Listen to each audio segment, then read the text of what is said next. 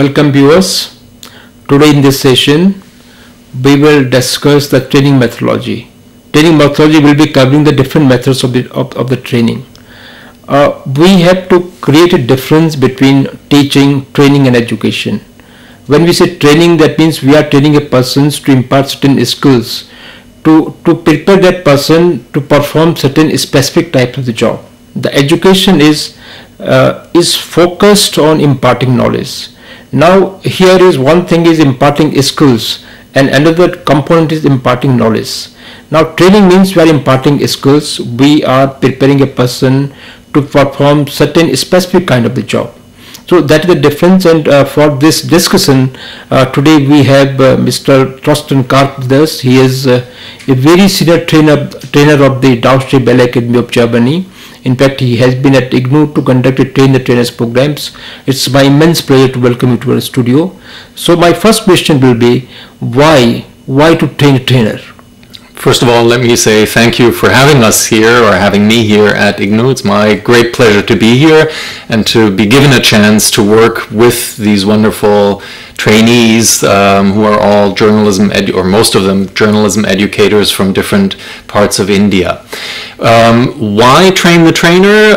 Basically because we can never learn enough. The learning process should never be over.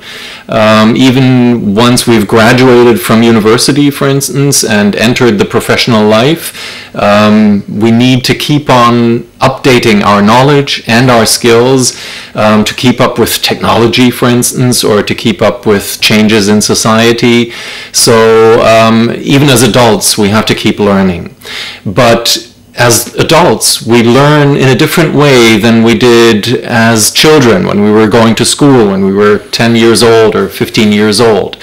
As children, you are used to sitting in school every day from morning until afternoon and taking in new knowledge. As adults, that is something that you're not really that used to anymore, because you're settled in your job routine, you're doing your daily tasks in your job, and then all of a sudden you're taken out of that and thrown into a training course to learn some new skills or to obtain some new knowledge. For the adults, it's very difficult to sit still for a whole day and take in new knowledge, new ideas, and to just absorb. So as trainers who work in adult education, we have to keep that in mind, and we have to cater and tailor our trainings to these needs that the adults have that we are working with. So we cannot assume that they will sit still all day, just listen to our lectures and be happy and content. That it doesn't work that way. In addition, it would be wasting valuable resources, because all the trainees that come into our training courses are experts in their own field. They have a lot of expertise. They have ideas that they've developed through their professional lives. They can pass on and share hints and tips with their peers who are the other trainees, and with us as the trainers. So if we didn't tap into these resources, we wouldn't, not only would we be neglecting the fact that our trainees actually have their own ideas, but we'd be wasting them and not sharing them with each other, and not building something new out of that common knowledge that we can share. So they are adult, and as well as the group is very diverse, because the participant they come from different background, their work profile is different. What methods you employ to assess their common needs, and then how you design your program which is relevant for the entire group, which is diverse in terms of their background, in terms of their work experience. And second is that the point you mentioned that they are adult, and adults mean they have already developed certain mindset. So to bring them back to learning mode, because we can say that there might be some resistance on the part of the adult when they have to be brought back to the learning mode. So what kind of tools and techniques that you are using to bring them back to that learning mode? That's a lot of questions at the same time. Let's start at the beginning. You asked about the training needs. How do we assess their training needs, and can we make sure, we as trainers, that what we bring into this training course actually ties in with what they want or what they need? There are a few ways in which we can find out what the training needs are. For one thing, of course, you can talk to the partner or the person that has ordered this training, that of course knows what the organizers of the training. Yes, because that partner will have a pretty good idea what he or she wants the trainees to know at the end of the workshop. So that's one source of finding out about the training needs. Another source would be talking to the participants, if you have a chance, before the workshop starts, if you have email addresses, phone numbers, or if you can even meet them in person before the workshop starts. Just talk to them and find out from them what they would like to know. If that's not possible, you can send out questionnaires to the trainees, or you can find out from former participants what they found very valuable in these kind of workshops. All of that would be done before the actual training course starts. When it starts, what we always do on the first day is that we try to clarify what expectations these individual trainees come with into the workshop. So we ask them very directly, what are you hoping to learn in this workshop?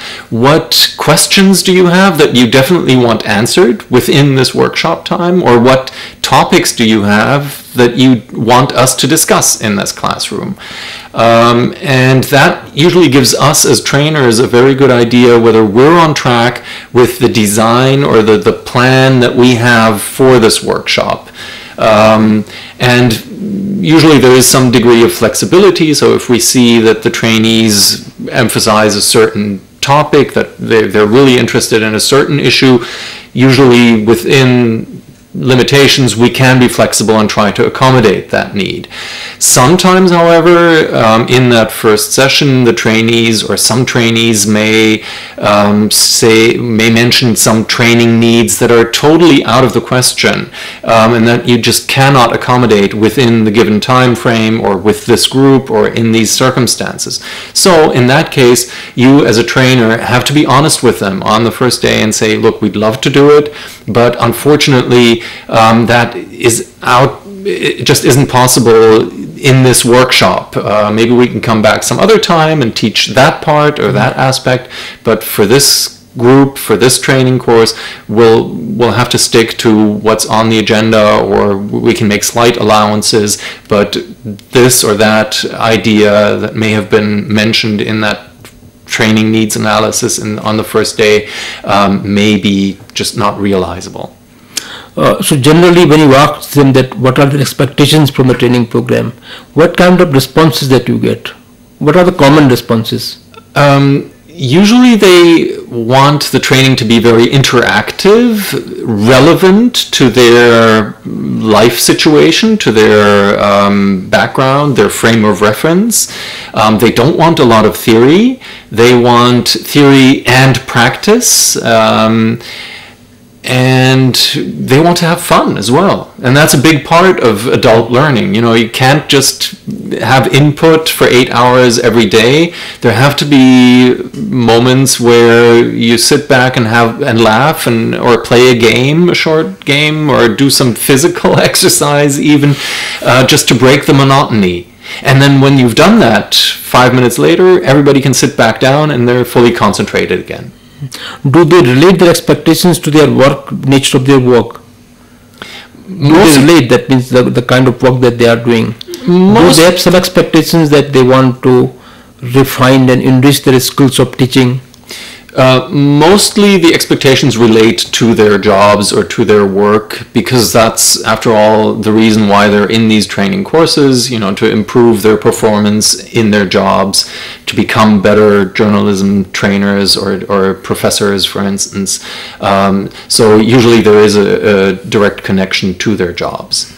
However, in this training group, for instance, that we have here, as you mentioned before, it's a very diverse group. So it's not only journalism educators, but also some people from industry who have completely different needs and will be training different subjects when they leave this workshop. But that is okay, because the goal of this workshop is not to train what to teach, but to train how to teach. So the contents have to come from the participants themselves. They have to have expertise in their field, but we can help them improve the way they teach, the way they get that knowledge across to their trainees. So you define the objectives of the training programs and the contents on the basis of the feedback that you receive from the participants? Partly on the basis of the feedback that we get from the participants, but of course we have to start planning before the actual workshop starts. So the discussions we have with the partner or training needs that are that are mentioned to us and relayed to us before we start planning, they are the basis for the planning, for defining the learning objectives, defining the contents of the training, and then coming up with the ideal methods to get that knowledge or these new skills across. And then the final needs analysis on the first day of training is basically just to see whether you're on track with your preparations or whether you have to make adjustments on the ground. How training is different from teaching? We associate teaching with school, where you have an adult teacher who has a lot of knowledge, and you have children who are just starting out in life and who need to learn all the basic skills. So there it's okay to have a top-down approach to some extent, because you've got a vacuum to fill, where you have to just supply the basic knowledge. In adult education, it's a different story, because you're not dealing with unfinished human beings. You're dealing with adults who have very defined characters, who know exactly what they want and what they don't want, who have a lot of experience from their work, from their lives. So you're starting at a very different level, and it's more eye to eye than top down. So it's kind of a ice-breaking exercise with them. Sometimes you have to do icebreakers in the beginning, yes, to get people into this training mode, but also to create a group feeling, because group dynamics is very important in any kind of workshop. When people attempt to reach a common goal within a certain time frame and they're sort of enclosed in a classroom for days on end, group dynamics develop. You as a trainer should know how you can positively influence the group dynamics so that the learning climate is a positive one, that people actually enjoy learning new things, working together, cooperating.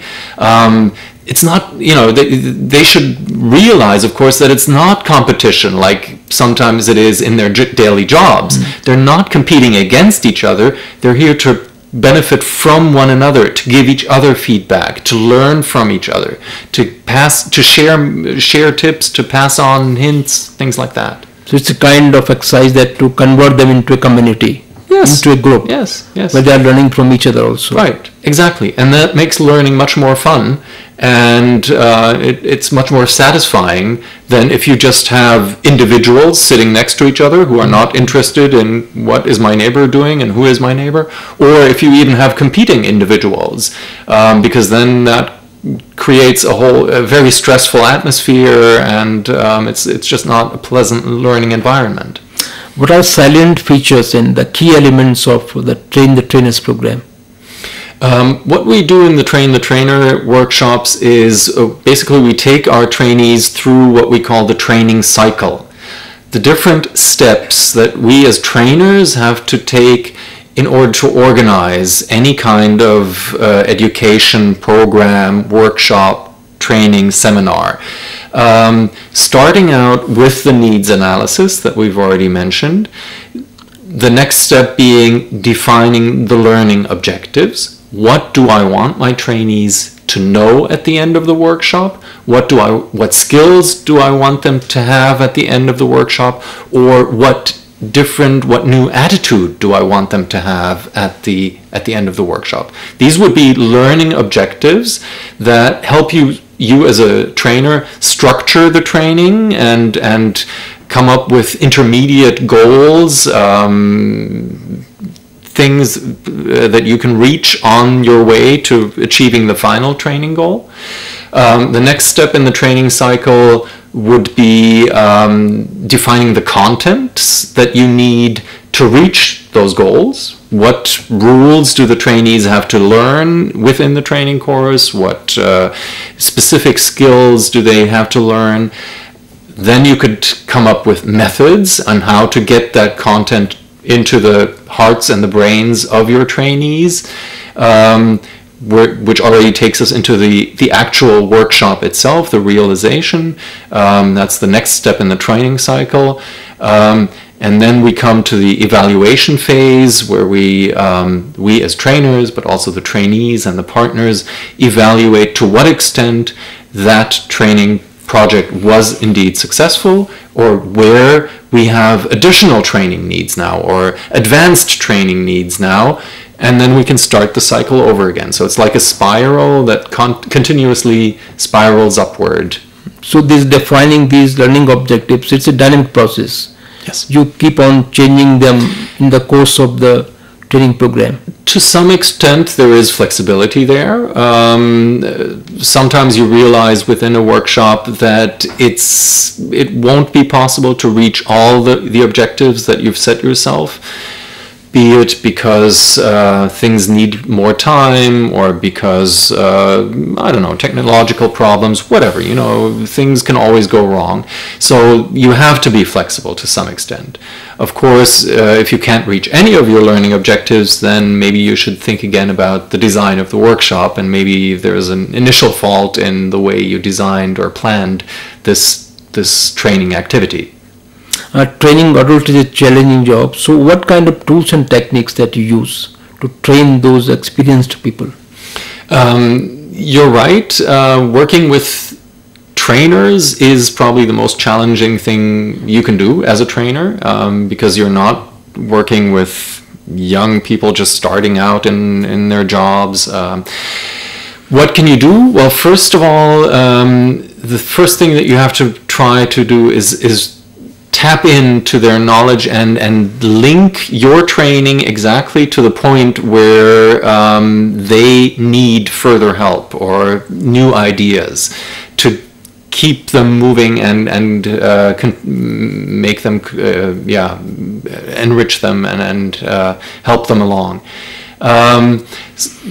Then the other secret, so to speak, is to create a lot of variety in the training methods, in the training media that you use, in the different social groups that we work with. In one training session, you'll be talking to the whole auditorium, the whole group of trainees, and then for the next session you might want to break them down into 2 or 3 subgroups and let them do group work, then bring them back into the plenary for a next discussion session, or maybe even a short presentation or lecture. Then make them group work in pairs or work individually. So adding variety as far as the groups is concerned is also a big success factor. It shouldn't be predictable for the trainees. Okay, tomorrow we come into the classroom and we're going to be working as a training group for the whole day.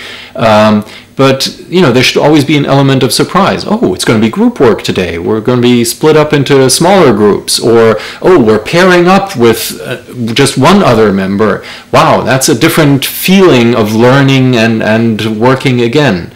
So that is another factor where you can add variety. Variety as far as the media is concerned. It's not just PowerPoint. It's not just working with a blackboard or with a whiteboard. There are many different media that we as trainers can use to keep our training exciting and varied for our trainees, to keep that element of surprise and curiosity. What are these different aids that you are using? Mostly using things that are very low tech, because we often work in countries where that don't have a lot of technology. I'm from Deutsche Welle, DW Academy, and we work a lot in developing countries, in emerging democracies, in rural areas of very poor countries. So you can't really expect there to be computers, for instance, or a projector, or electricity even for you to show a PowerPoint presentation, or a movie, or whatever. So you have to make do with very simple teaching aids or methods. And there is sometimes just, colorful or big pieces of paper that we work with, flip chart paper, a technique that we call meta plan, which is working with different colorful cards that you can use and pin to a pin board and rearrange or use for brainstorming sessions. It's a very low-tech technique, but it's open to a lot of variety. It promotes creativity, and it's a wonderful teaching tool. Technology like PowerPoint, I think it's not very interactive. No. PowerPoint is maybe good for the information sharing. Right. It's a great tool that you can use if you want to present a certain topic. Yes. You can do great things with PowerPoint. You can add photos, you can add videos, you can work with different fonts, work with different ways that the words appear on your screen. So it's very playful, and it works well for some objectives. But it's not the only tool that you can use, not the only medium that you can use. And to generate that variety is really the secret of a successful training endeavor. What are your experience with these programs, train the trainers? The experience is that they're usually a little bit like an eye-opener for the trainees. They are very stressful for the trainees because a lot is expected of them. They have to do a lot of exercises. They are subjected to peer review all the time, because whenever they do a little training exercise right afterwards, they will get feedback from their colleagues and from me as their trainer. So that can be pretty stressful, and it doesn't work if the group doesn't gel. So that's why, again, coming back to this group dynamics issue, that's why it's so important for the trainer to create a positive learning environment right from the start.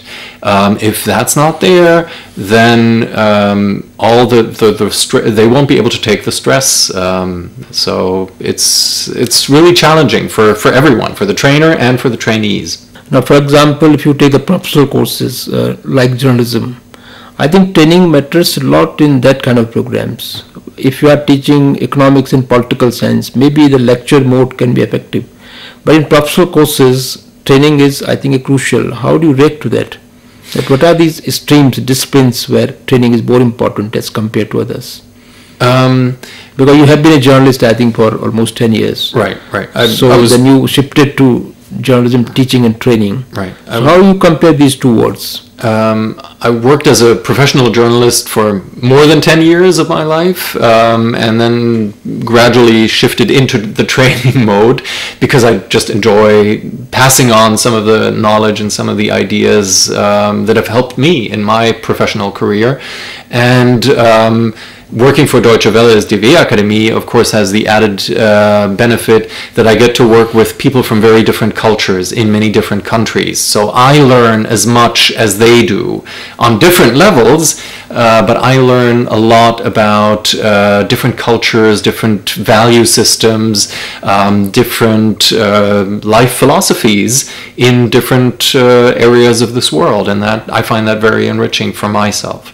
Why is training especially important in a field like journalism? Because the world of journalism is changing dramatically, especially right now.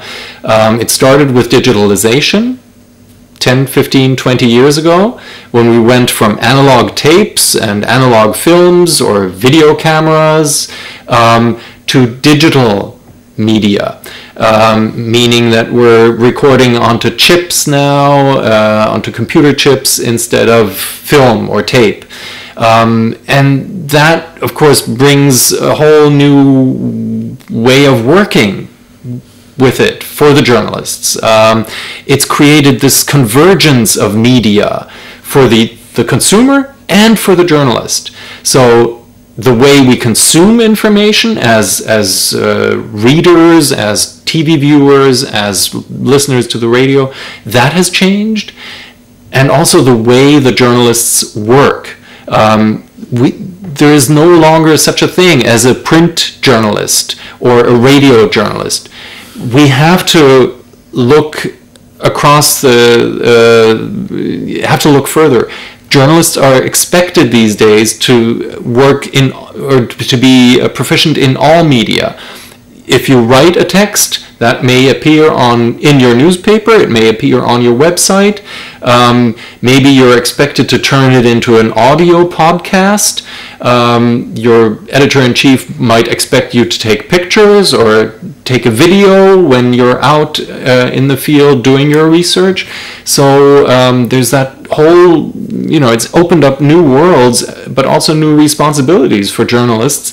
So that's changing every day. And we as journalists have to adapt, and we have to train the journalists on how to live in that changing world.